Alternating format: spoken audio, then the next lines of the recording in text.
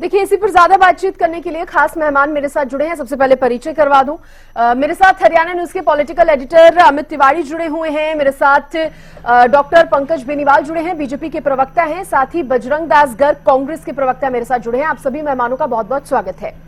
सबसे पहले बजरंग दास गर्ग जी, मैं आपसे ही जानना चाहूंगी, सीडब्ल्यूसी की ये पहली बैठक है लोकसभा चुनाव के बाद।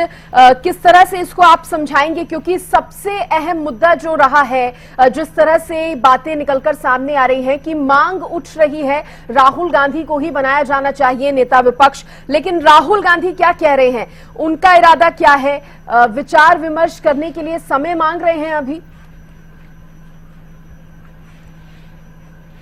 देखिए सृष्टि जी, सभी हमारे कांग्रेस के नेता यही चाहते हैं राहुल गांधी जी विपक्ष के नेता बने और जनता की आवाज लोकसभा में जोरदार तरीके से उठाए।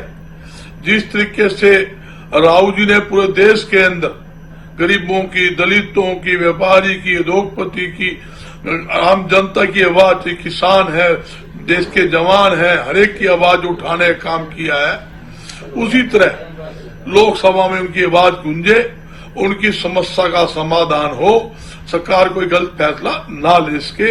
इसलिए हर एक आदमी यही चाहता है कि राहुल जी विपक्ष के नेता बने। मगर राहुल जी ने कहा है कि मुझे सोचने का समय दीजिए और मैं जैसे होगा मैं आपसे डिस्कस करूंगा। 5:30 बजे भी हमारी संसदीय दल की बैठक है, उसमें भी ये मुद्दा उठेगा। हो सकता है 5:30 बजे की मीटिंग में फाइनल हो जाए, और ये भी हो सकता है एक आधे दिन के लिए लेट भी हो जाए। मगर मेरी कम से कम 6-7 सांसदों से बात हुई है, सभी का मन में यही बात थी भी राहुल जी को मनाने की हमारे मन की इच्छा है।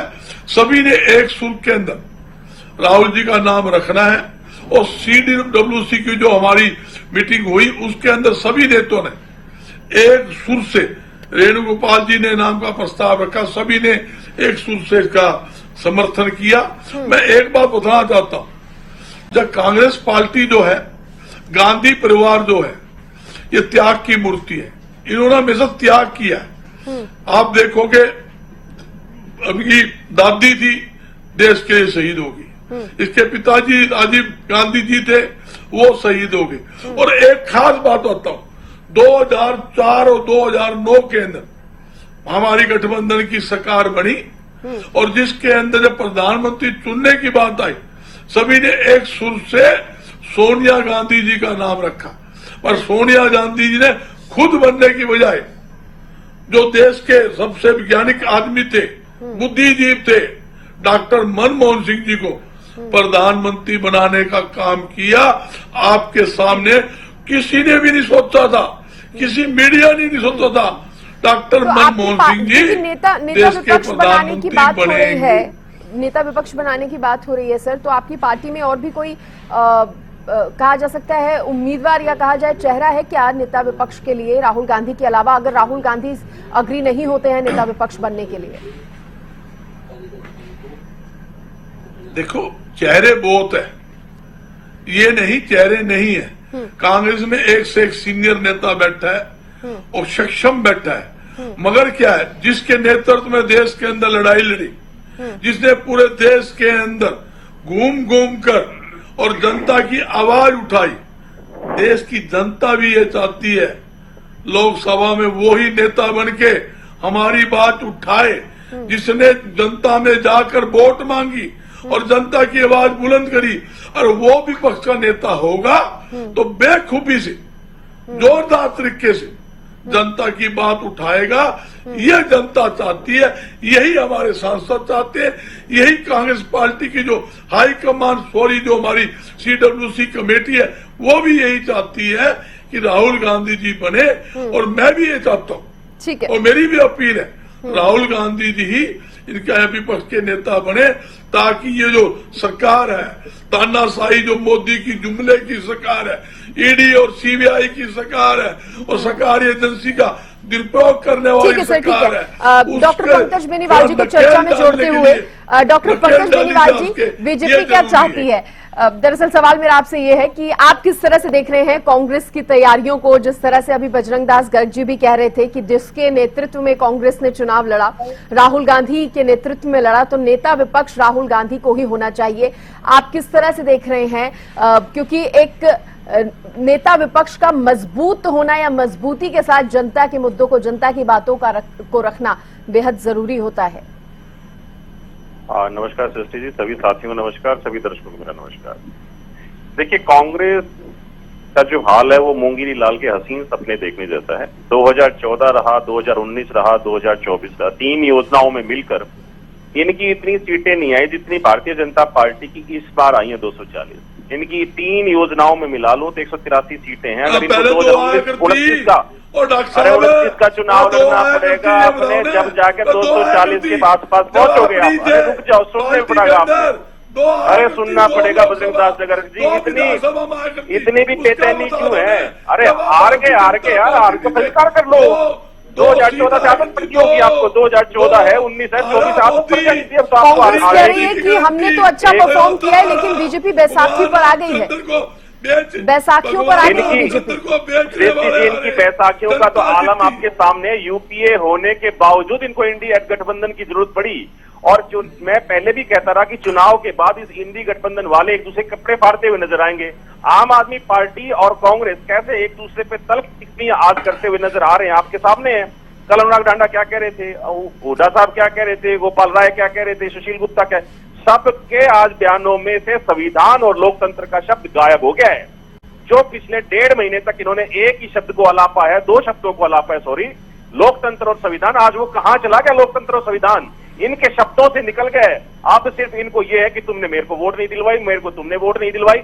अरे सिर्फ ये सत्ता के लालची भ्रष्टाचारी लोग थे और देश की जनता ने इनको देख लिया, इसलिए देश की जनता ने इनको नकारा है, स्पष्ट तरीके से इनको नकारा है। ये तो 40 से 99 पे इसलिए पहुंच गए कि इन्होंने सबके साथ गठबंधन कर लिया, भाई हमारी भी वोट डाल देना, हमारी वोट डाल देना। इस वजह से जाके इनकी इतनी सीटें आ गई। मेरा दावा है, अगर कांग्रेस की सरकार, अगर यूपीए की गवर्नमेंट ये जो लोग हैं यूपीए वाले, अगर अकेले चुनाव लड़ते अपने दम पर, 40 भी सीट नहीं लेके आ सकते थे, 20 सीटों पर सिमट जाते ये लोग। लेकिन इन्होंने एक गेम खेला, देश की जनता को बरगलाने की कोशिश की, लेकिन उसके बावजूद भी जनता ने 100 का आंकड़ा पार नहीं करने दिया। 100 का आंकड़ा पार करने नहीं दिया। अब तो देखिए, विपक्ष के तौर पर, एक मजबूत विपक्ष के तौर पर सरकार के सामने आने के लिए तैयारियां कर रही है कांग्रेस। मैं अमित तिवारी जी को चर्चा में जोड़ना चाहूंगी। अमित जी, आपसे समझना चाहेंगे, देखिए एक तरफ सरकार तैयारियों में है, कल शाम का समय है शपथ ग्रहण का और तमाम उसके लिए चर्चाएं हो रही हैं, दूसरी तरफ विपक्ष भी अपनी तैयारियों में जुट चुका है। खासतौर पर बात अगर कांग्रेस की करें, आज सीडब्ल्यूसी की बैठक हुई है, शाम को एक और जरूरी मीटिंग होनी है, किस तरह से आप देख रहे हैं इसे?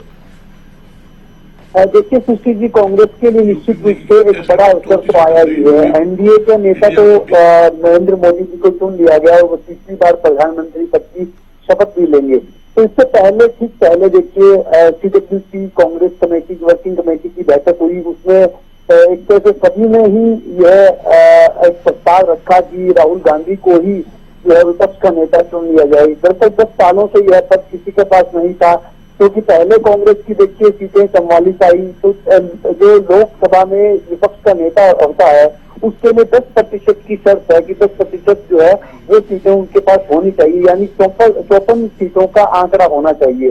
तो कांग्रेस पहले 2014 में भी पीछे रह गई, फिर उनकी 2019 में कुछ सीटें बढ़ी, लेकिन 52 तक ही सिमट कर रह गई। तो उस समय भी उनके पास विपक्ष के नेता का पद नहीं था।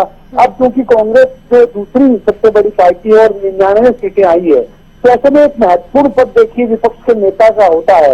और इस बार राहुल गांधी के नाम का प्रस्ताव भी रखा है। और मल्लिकार्जुन खड़गे ने, जो कि कांग्रेस के राष्ट्रीय अध्यक्ष हैं, उन्होंने खुद कहा कि राहुल गांधी ने न्याय यात्रा की, पैदल यात्रा की और देश को जोड़ने के लिए भी यात्रा निकाली और उसमें करीब 10,000 किलोमीटर की उनकी यात्राएं रही। और उन सीटों पर प्रभाव निश्चित रूप से यात्रा का पड़ा है और वहां से कांग्रेस ने जीत हासिल की है।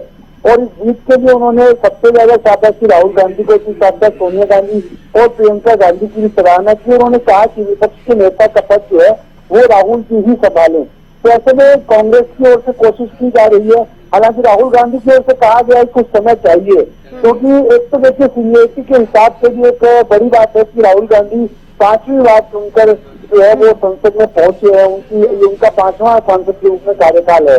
तो ऐसे में उनके पास सीनियरिटी भी है, वो कांग्रेस की तमाम जो लीडरशिप है वो चाहती है, वर्किंग कमेटी चाहती है। अब निर्णय राहुल गांधी ने लेना है, हालांकि उन्होंने कहा है कि कुछ समय चाहिए, तो देखने वाली बात है कि शाम तक निर्णय लेंगे। कोई एतराज भी हो सकता है क्या राहुल गांधी को, क्योंकि अगर पार्टी का हर नेता यही चाहता है? जी निश्चित रूप से कोई ऐतराज की बात नहीं है, क्योंकि देखिए राहुल गांधी के अगर सीनियरिटी की बात भी करें तो राहुल गांधी 5वीं बार चुनकर सांसद आए हैं। और इसमें जो अगर एनडीए की बात करें तो एनडीए के नेता निश्चित रूप से यह बात कह सकते हैं बार बार कि कांग्रेस में गांधी परिवार की चलती है, विपक्ष के नेता के पद का दायित्व सौंपने की बात की आई तो राहुल गांधी को ही सौंपा गया, ये उनकी ओर से आरोप लगाया जा सकता है। लेकिन एक बात और भी है कि करीब 30 साल हो गए, 3 दशक में गांधी परिवार के किसी सदस्य ने कोई लाभ का पद अभी तक जो है वो नहीं लिया है। भले ही ये 2009 के बाद ये सत्ता में भी देखिए 2014 तक रहे, और लेकिन उन्होंने ऐसा कोई पद नहीं लिया। उस समय यूपीए की भी अध्यक्षा थी सोनिया गांधी, लेकिन उन्होंने भी प्रधानमंत्री पद का वो उन्हें छोड़ना पड़ा, चाहे वो उन्होंने त्याग किया, कांग्रेस के शब्दों में वो त्याग है। और अगर विपक्ष की बात करें तो वो ये कहते थे कि विदेशी मूल का जो व्यक्ति वो प्रधानमंत्री नहीं बन सकता। ऐसी कई बातें थी, तो देखने वाली बात है कि इसमें क्या रहता है। ठीक है गर्ग साहब। देखिए सृष्टि जी, मेरे साथी बोल रहे थे, इन्होंने गठबंधन में चुनाव लड़ा। अरे आप यूपी के अंदर चुनाव लड़ रहे हो, 34 दल के साथ लग के चुनाव लड़ रहे हो, हम तो 26 दल के साथ लड़ रहे थे। आपको अरे ये अलायंस क्या था? भ्रष्टाचारियों का अलायंस बजरंग दल करके, ये बताओ ना, ये भ्रष्टाचारियों का अलायंस क्या था? जो हारने के बाद तुरंत एक दूसरे को उंगलियां खड़ी करने लग गया। अब कहाँ चला गया संविधान? अब कहाँ चला गया आपका लोकतंत्र? अरे आप लोग अपने आप को बचाने के चक्कर में थे, भ्रष्टाचारी एक दूसरे को बचाने के चक्कर में थे, इसीलिए आप लोग ये बकवास करते चले गए और देश की जनता को बदलाने का काम किया आप लोगों ने। आप क्यों नहीं बात करते संविधान की? आप क्यों नहीं बात करते? गालियां देने लगे, आप दूसरे कपड़े को फाड़ने लग गए। वो आपकी बात सुन रहे थे, एक बार उनको बोलने का पूरा मौका दीजिए, फिर आप अपनी बात रखना जल्दी से। गर्ग साहब देखिए सृष्टि जी, जिस पार्टी चेयर बोलती चोर, केजरीवाल को चोर बोलती है, चेल्ला तो डॉक्टर ये उसका सर्वा का है। 4 दिन पहले तो आप पार्टी छोड़ के भारतीय जनता पार्टी में आया और रोड डिबेट के अंदर गीत गाता था, भारतीय जनता पार्टी चोर है, आप पार्टी बढ़िया है। लेकिन गर्ग साहब आप भी जान रहे हैं कि सरकार तो फिर भी एनडीए की ही बन रही है। बात ही नहीं है बोलने की। गर्ग साहब आप भी जान रहे हैं सरकार तो अब एनडीए की ही बन रही है और जल्द ही शपथ ग्रहण समारोह होने वाला है। तो उससे रहते ये है कि अब आप पुरानी बातों को भूलकर नए तरीके से किस तरह से सरकार के सामने जनता के मुद्दों को उठाना है, आप उस पर ज्यादा फोकस करें, ज्यादा ध्यान दें। अरे कांग्रेस को चोर बताया अरविंद केजरीवाल ने, अरविंद केजरीवाल को चोर बताया कांग्रेस ने, और आज दोनों एक साथ बैठे दोनों को चुनाव लड़ा है। चोर बोलते भाई हो गए क्या? अरे मेरे को बताओ कि आप लोगों का संविधान और लोकतंत्र कहाँ गायब हो गया? चलिए ठीक है, माफी के साथ अगर मैंने किसी को कम समय दिया, बहुत शुक्रिया आप सभी का जुड़ने के लिए। सर सॉरी अगर समय कम मिला आपको। तो देखिए यहाँ पर बात करें अगर भारतीय जनता पार्टी की या एनडीए की, तो एनडीए तो सरकार बनाने की तैयारियों में जुटी हुई है। कल जिस तरह से खबर भी सामने आ रही है शपथ ग्रहण समारोह को लेकर, और इधर कांग्रेस भी अपनी अलग तैयारियों में जुट गई है। आज सीडब्ल्यूसी की बैठक हुई जिसका हमने जिक्र किया, अब देखने वाली बात होगी। कहा जा रहा है कि आज शाम तक तस्वीर सामने आ जाएगी, क्योंकि बैठक में प्रमुख मुद्दा यह था कि नेता विपक्ष राहुल गांधी को बनाया जाए। तो राहुल गांधी इस पर क्या विचार करते हैं ये जल्द ही साफ हो जाएगा। फिलहाल इसी के साथ इस बुलेटिन में इतना ही। आप बने रहिए हरियाणा न्यूज के साथ।